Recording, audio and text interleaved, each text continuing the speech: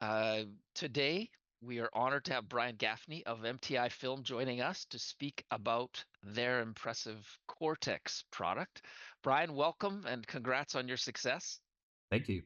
Yeah, and to start, Brian, just Appreciate it. please tell us a bit about yourself.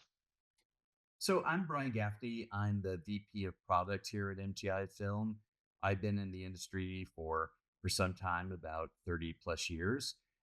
Besides VP of product at MTI Film, I'm also currently a governor of the SMPTE Hollywood chapter. I'm part of the SciTech peer group of the Television Academy. I'm a co-chair on the Visual Effects Society as well. So it's given me a broad knowledge base across our industry and across the different peer groups that associated with it. And through that, I've had the luxury of working for some incredible award-winning companies throughout my career, companies like Discrete Logic and bringing the flame to market, working with MTI in the early days as well as now, working with companies like Turbo Squid, Technicolor, Unity. So I've really always been on sort of the forefront of technology, and I consider myself a creative technologist. I tend to always wind up sitting between the artist and the engineers and helping, you know, communicate between the two in terms of what's best for their products, what's best for the experience for the end user, and what we're really trying to achieve visually. Yeah, yeah, really, really impressive, Brian. And then now to get into MTI Film specifically, could you just talk about the history of Sure. your company, and then as how that ties or how that led into the development of the Cortex solution. Well, way back when I worked at Discrete Logic, we were running on Silicon Graphics computers. They were sort of the large, powerful workstations at the time. And there was always this one company called MTI that was in that group as well. They didn't seem to have a very visual graphical interface, but they seemed to be there all the time. And when I learned what they were, was at the time everything was shot on film. Back then, there wasn't Arri cameras or Sony cameras that had rolled out yet. Film was still the main acquisition source. And going through that process, the film just in the handling would get scratched, debris and dust would settle on it. And when you then would expose this or run it through the process, that would get baked in. And going way back, the mathematicians that make up MTI actually stands for Mathematical Technologies Inc. Stu Gaiman and the team there. Stu actually was going to university with a film editor, and the film editor had talked about these issues. And I think that's where the genesis, the ideas came into Stu's head about how he could correct for that if a image is in motion and a dot, a debris falls on into one frame and it's not there on the other frames, well, then you could replace it, clean it up with that surrounding frame data. And that's really how they rolled it out. But at the time, like I say, it was script based command line code running on a Silicon Graphics computer. And I joined them back in the early 2000s.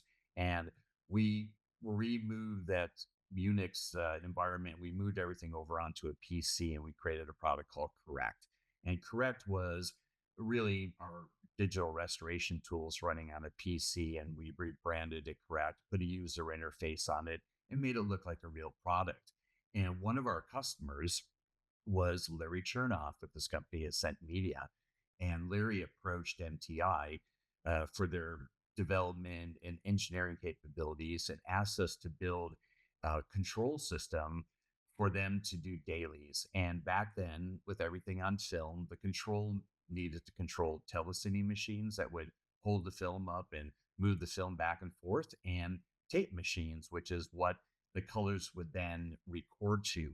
So a product called Control Dailies was developed by MTI, and there were several core customers, Scent Media being one, eFilm, and Technicolor, and other larger facilities that were scaling into dailies. And that product was moving along with tape being the main delivery format. And then, as we all know, in 2011, with the Fukushima disaster, tape went away. And so that's really when the genesis of Cortex evolved through MTI. They had taken the what was controlled dailies and put it into a product that was more driven by file-based workflows. And that was the essence of Cortex. So Cortex has been around for about 15 years now as a product in development, doing dailies for not only MTI, but major studios as well. Oh, and I think that's important to note as well. MTI Film is, along with being a software development company, it's also an operating post-production facility, right? So you have great insight into the pain points of customers and studios. We do. We have multiple lines of business. One is just television post production, everything from dailies to finishing. So, knowing how to do dailies, knowing how to do final color, packaging, and delivery. We also have a whole restoration division, which clearly drives the development of a restoration tool set. And then we also own an Avid remote data center where we actually connect up multiple Avids remotely through a data network and connect it with parsec to rest of world. And on top of those Avid systems, we also have our Cortex software there, so Avid operators can easily do transcodes from their Avid media into a ProRes or maybe an H.264 that they want to push up to a review system like Moxion or Pix through Autodesk. So yes, that post-production experience is really beneficial, not just to us, but to our customers, because when, the door opens and the production company walks to the door with that drone footage you never heard of, or, the latest version of a Sony, AK Burano or something, that just came out of red that they just got their hands on, we're usually the first people to receive that in the television space. And the benefit to that is the development team sits very close by, the operators, and so we can quickly resolve things. We're also sort of geographically spread out. Our development team is based near Brown University, which is where Stu and Don and our 30 years ago mindset all came out of Brown. A lot of our development engineers are Brown mathematicians. So that team is on the East Coast.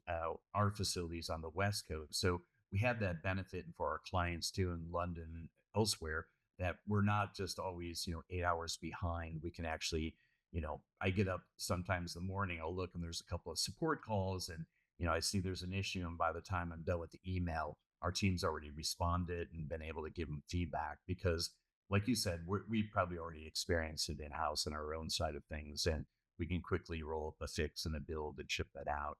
So I think having that, uh, right in the weeds type experience, as well as the reputation as well, delivering a good quality product, really ripples down into the support as well as the product feature set that is Cortex.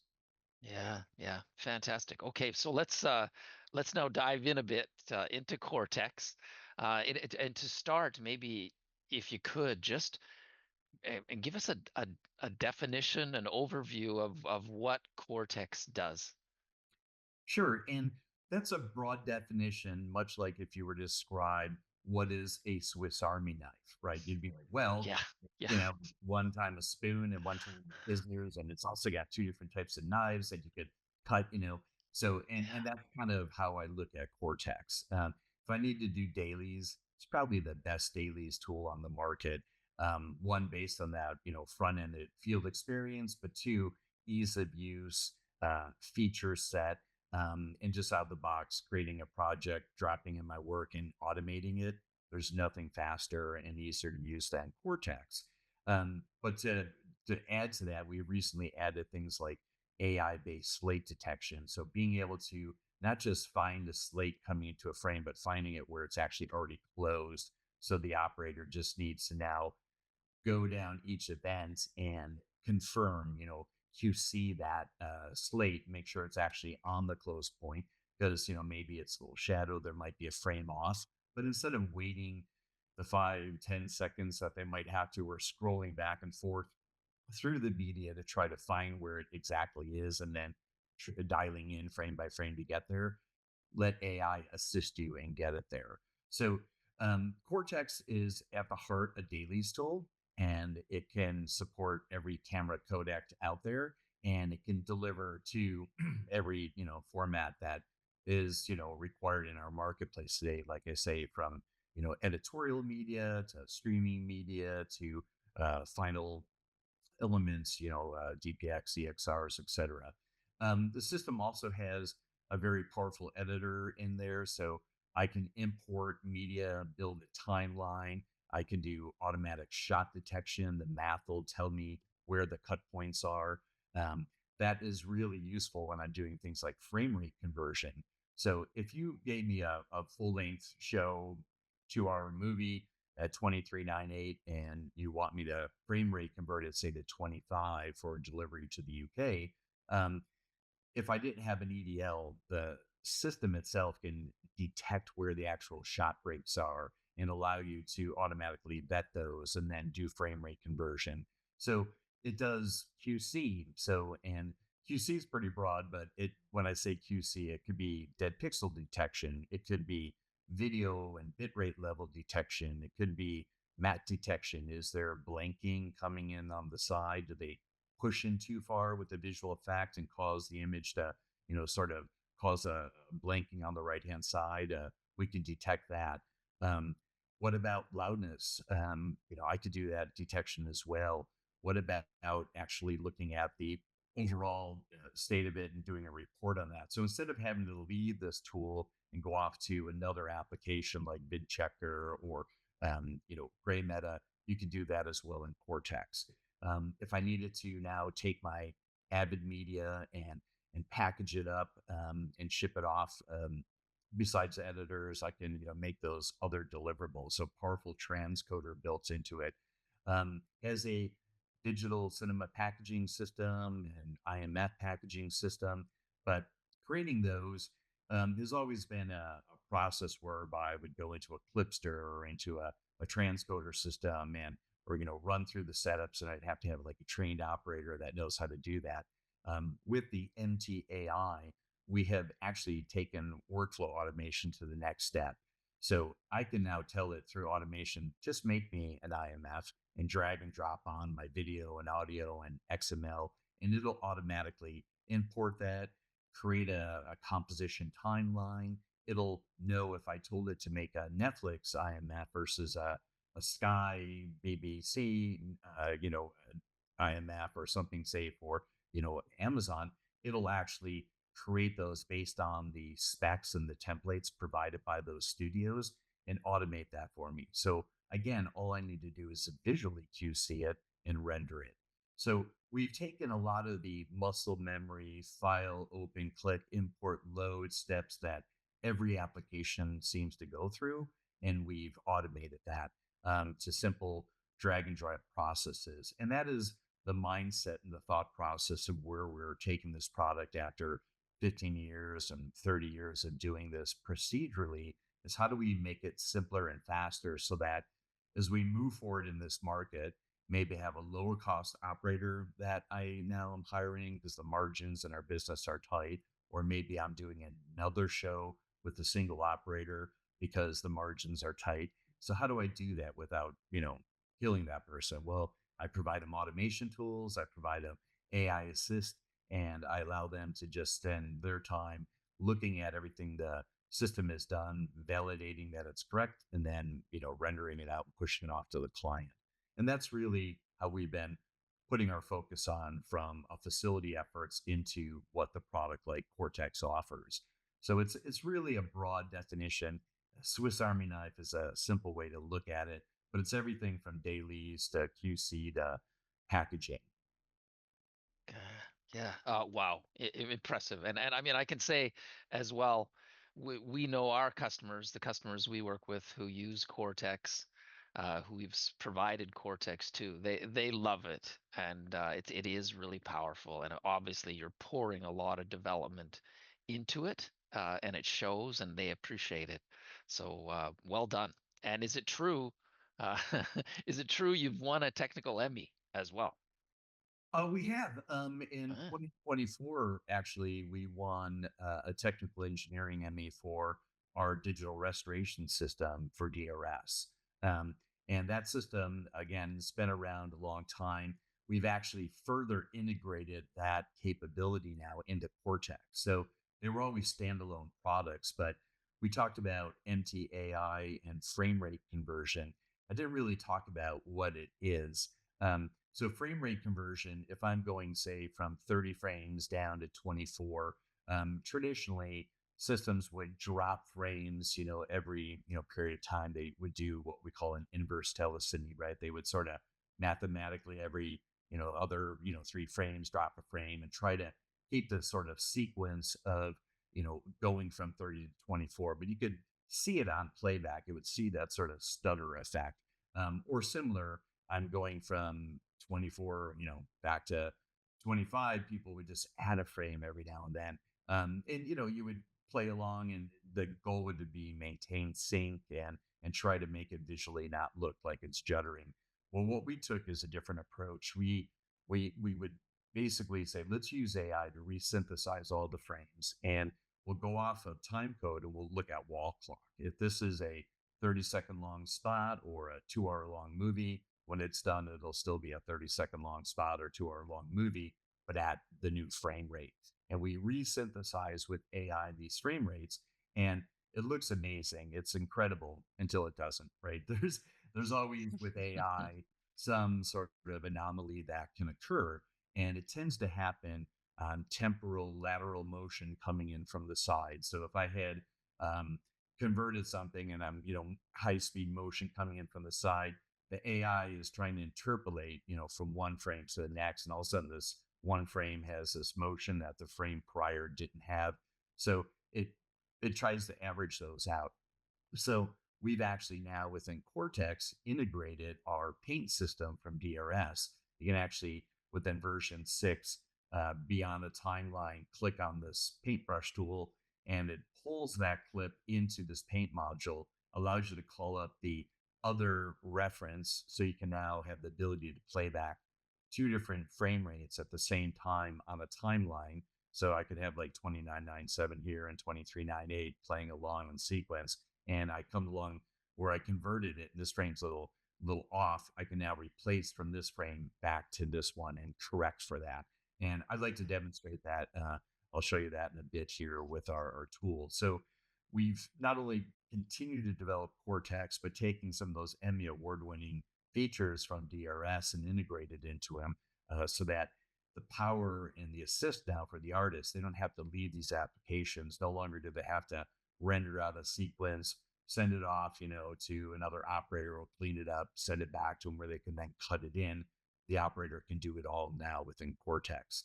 So we've been continuing to streamline the tool through AI, make it easier, but also add new features, so the value is there continuously.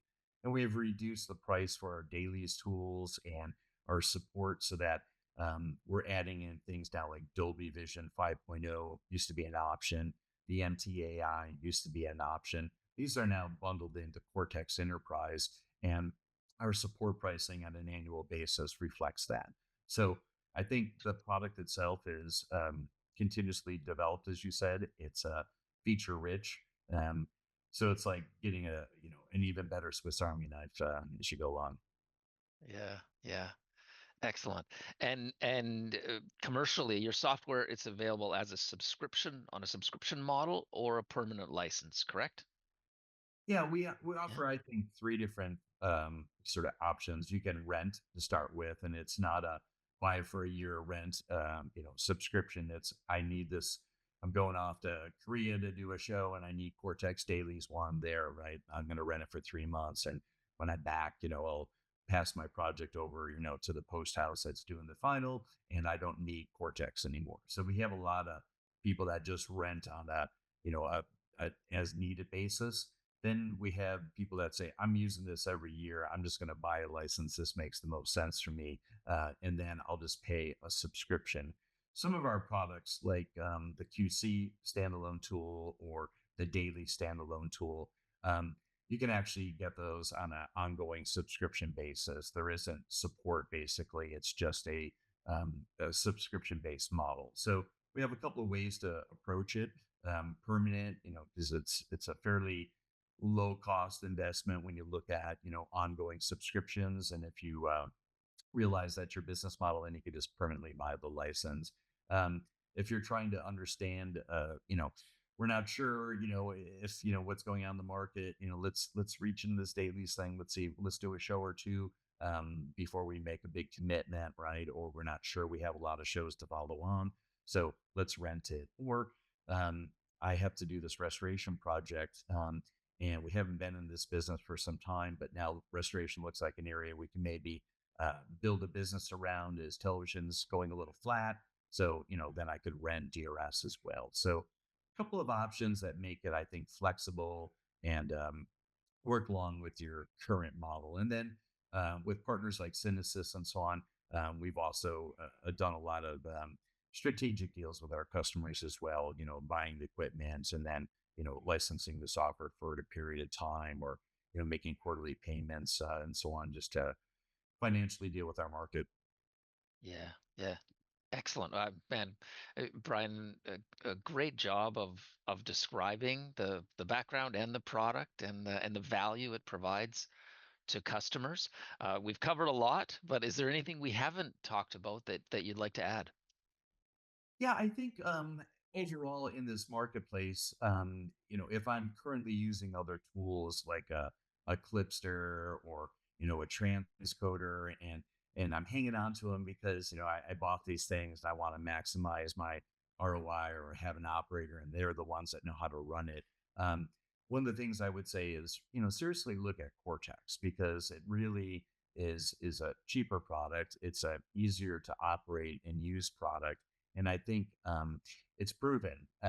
It's not like a new tool. It's been around for some time.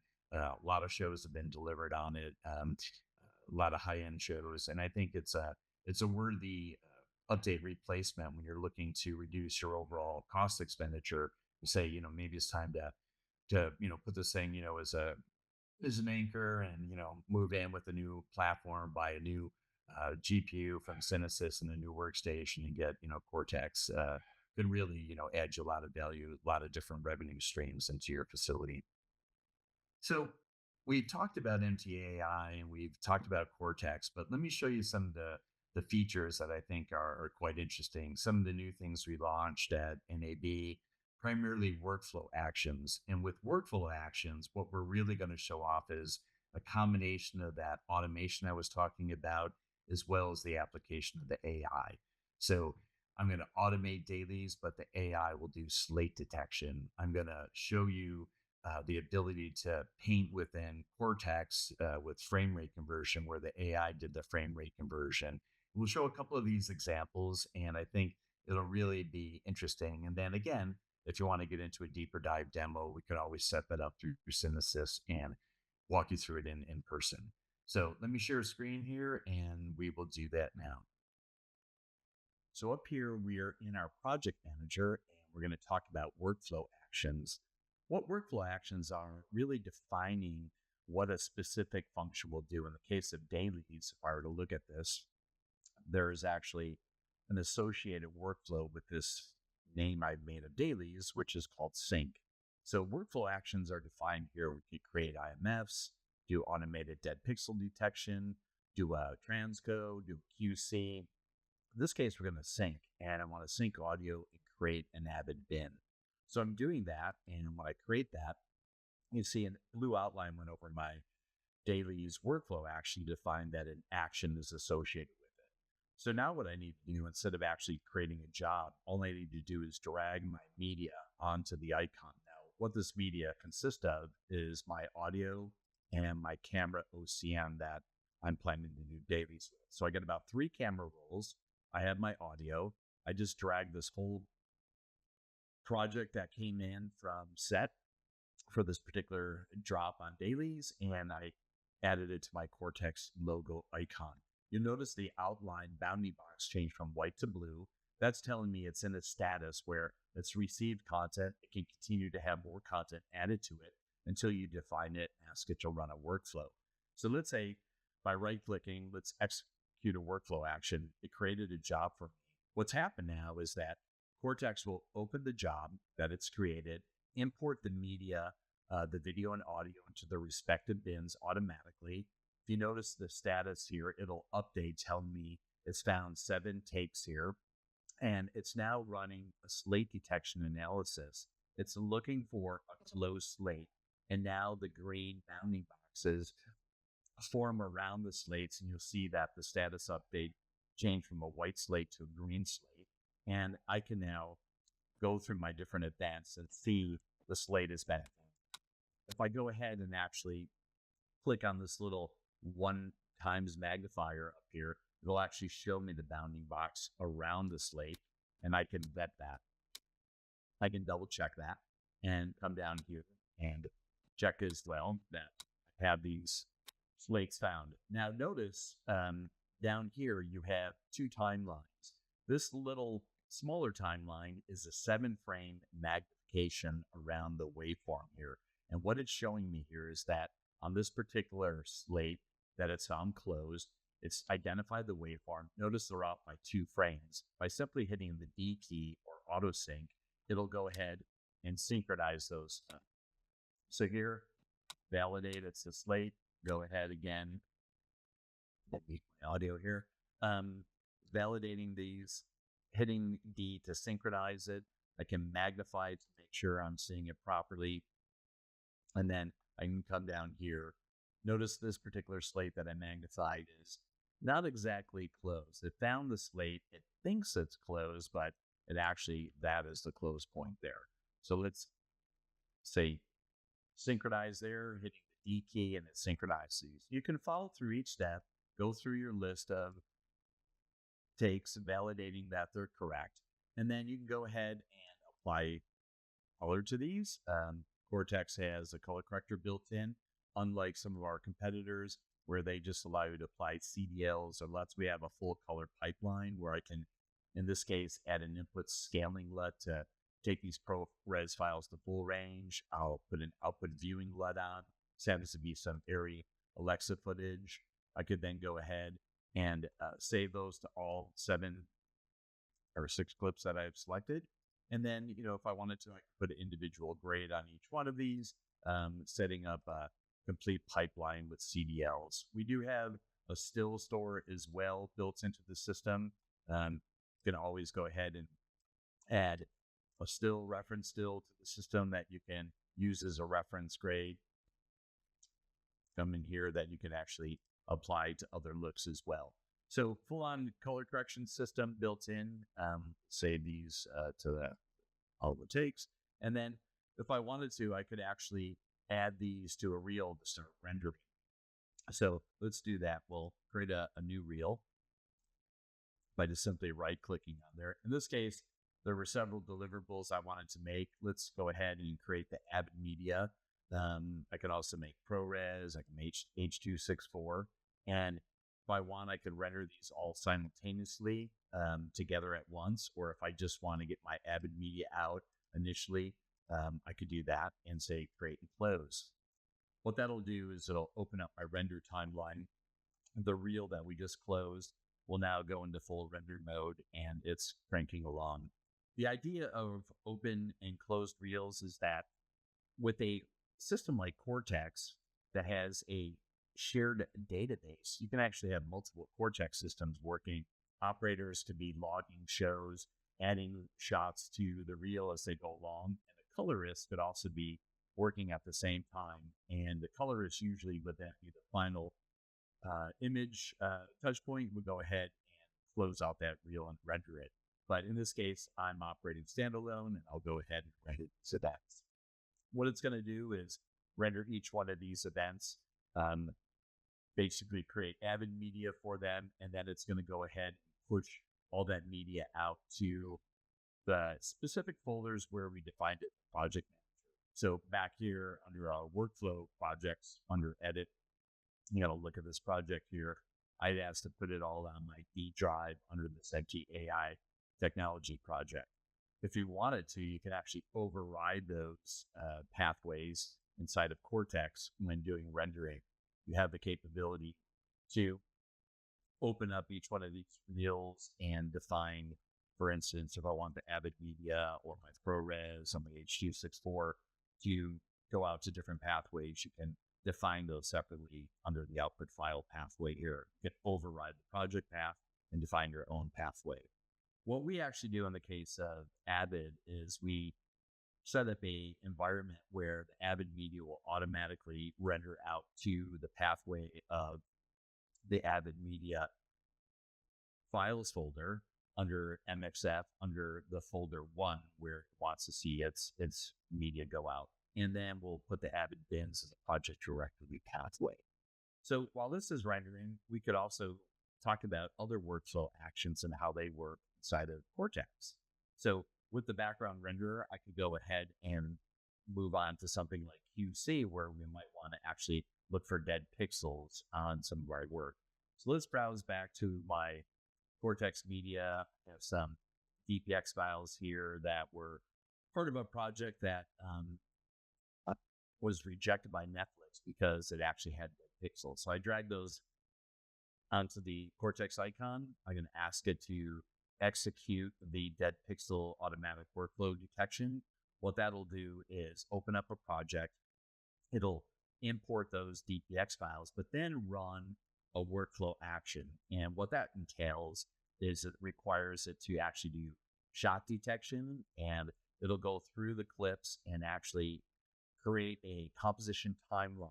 It'll then index those on a shot-by-shot basis. Plus, it'll go ahead and look for dead pixels within the frame.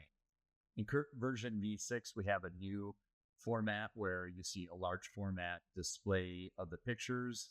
The composition timeline is built automatically below it now. As this is going through and indexing and looking for these shots, it'll start adding in the events, and then it'll present our dead pixel candidates to us here. So it's performing the batch analysis now. It's using the MTai to actually do the shot detection and do the dead pixel detection. And when it's complete, it'll present me this composition timeline along with all the various candidates of dead pixels that I can either accept or reject.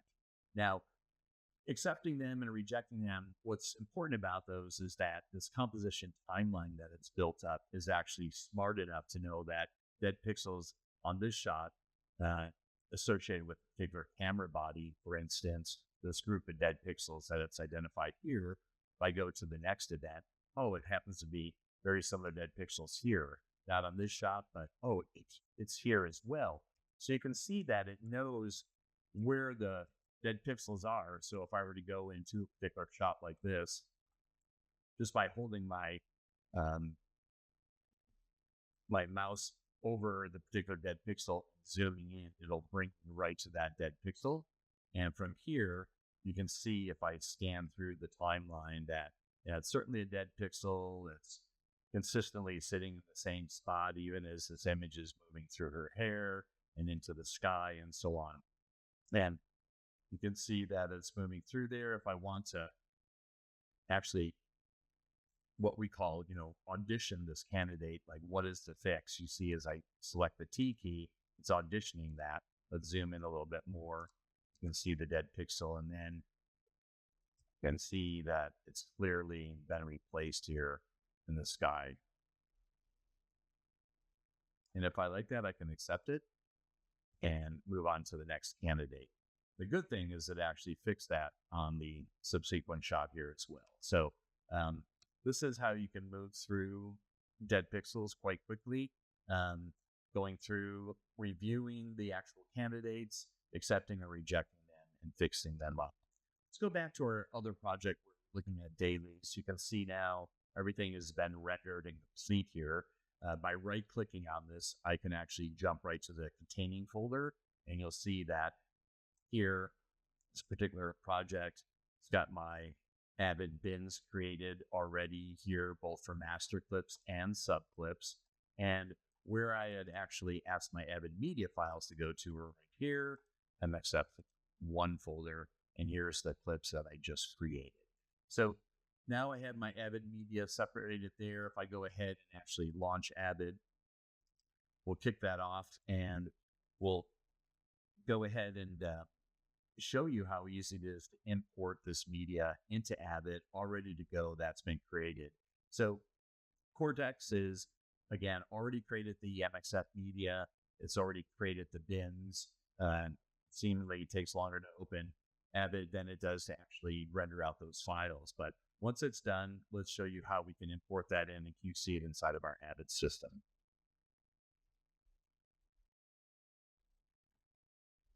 So I created a project here. Let's just open it up and import our bin. So we created two bins, a master and a SubClip bin. So if we go out here, open those, all we need to do is browse to where Cortex located those files. So we have put them in that MTai tech folder. And inside of here, if I browse to my Dailies project, I see here's my Avid media. This is the stuff we created today. Here's my bins. Create those, import those. And then you see it imported here. If I also want to import my SubClip bin, I can do that as well. And then you can take your clips and just simply drag them onto your timeline. It shows you the clips with track 1 set up here so that you can actually jump down here. It's 5 and play back some of our content.